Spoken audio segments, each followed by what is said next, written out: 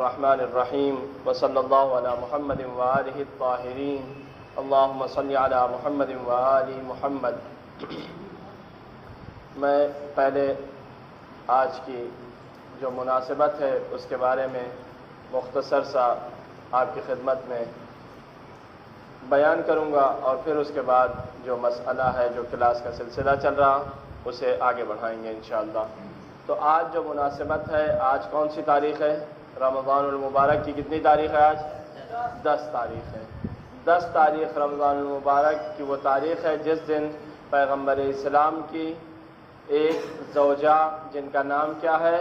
جناب خدیجہ کا انتقال ہوا تھا، اور یہ 10 ماہ مبارک رمضان کی 10 تاریخ پیغمبر کے لیے بہت عظیم تاریخ تھی، یعنی بہت سنگین گزری، پیغمبر کے اوپر بہت زیادہ گراں گزری ہے تاریخ۔ کیوں؟ اس لیے کہ ان کی ایسی شریک حیات جو ہر موڑ پر پیغمبر کے ساتھ تھی، کبھی کسی بات پر پیغمبر کی چھو و چرا نہیں کیا، یعنی کچھ نہیں کہا، جو بھی پیغمبر نے کہا اسے تسلیم کرتی رہیں، اسے مانتی رہیں، اور جو کچھ وہ جیسے ہم لوگ ٹی وی میں دیکھتے ہیں جب شادی ہوتی ہے نئی تو کہنا آج سے تو جو کچھ میرا ہے وہ تو سب آپ ہی کا ہے۔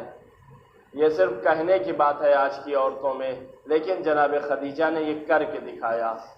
جتنا مال تھا ان کے پاس، وہ سب کچھ پیغمبر کے اختیار میں دے دیا کہ آپ کو جو جی چاہے اس مال کا کرنا ہے آپ انجام دے سکتے ہیں۔ پیغمبر نے اسی مال کے ذریعے سے اسلام میں جو ابتدا میں لوگ مسلمان ہوتے تھے، بہرحال ہر مسلمان ہونے والا امیر تو نہیں تھا، ہر مسلمان ہونے والا بزنس مین تو نہیں تھا، ہر مسلمان ہونے والا جس کو کہتے ہیں کروڑ پتی اور لکھ پتی تو نہیں تھا۔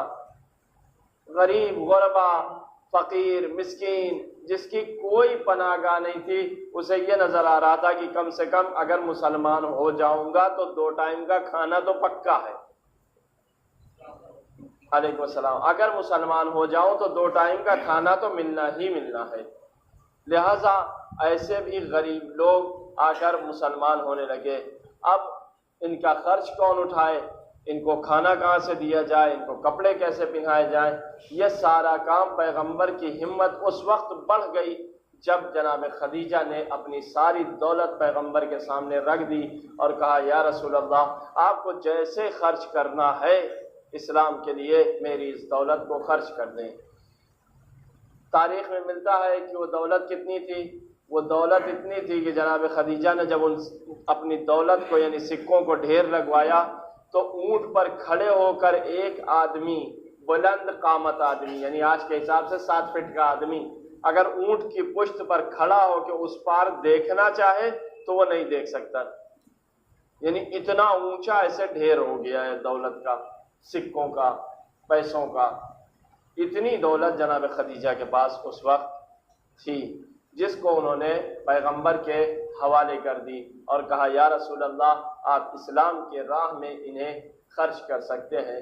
تو یہ ایک نیک بیوی اور ایک نیک شریک حیات کی علامت ہے کہ وہ اپنا مال اور اپنی پوری خدمت پیغمبر کے حوالے کر دیا اس نے، اور اس کے بعد اسلام کی خدمت میں سبقت حاصل کی۔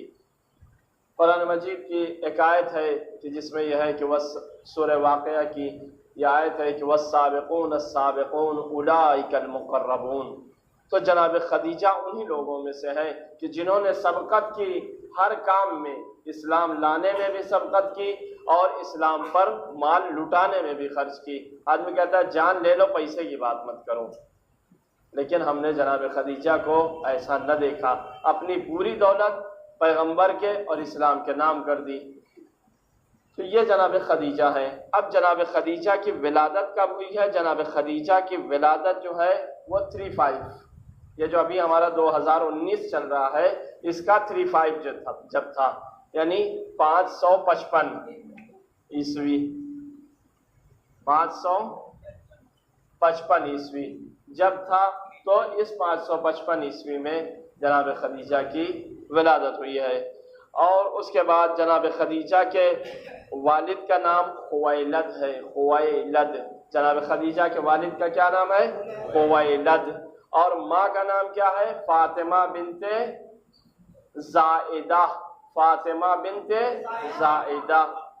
والد کا نام خدیجہ خویلد اور والدہ کا نام فاطمہ بنت زائدہ.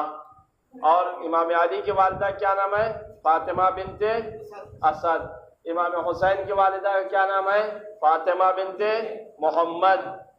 تو اس طرح سے فاطمہ جو ہے وہ نام زیادہ رہتا تھا. تو یہ ہو گئی جناب خدیجہ کی والدہ، جناب خدیجہ کے والد. دونوں اعتبار سے جناب خدیجہ قریشی ہیں، یعنی مکی ہیں.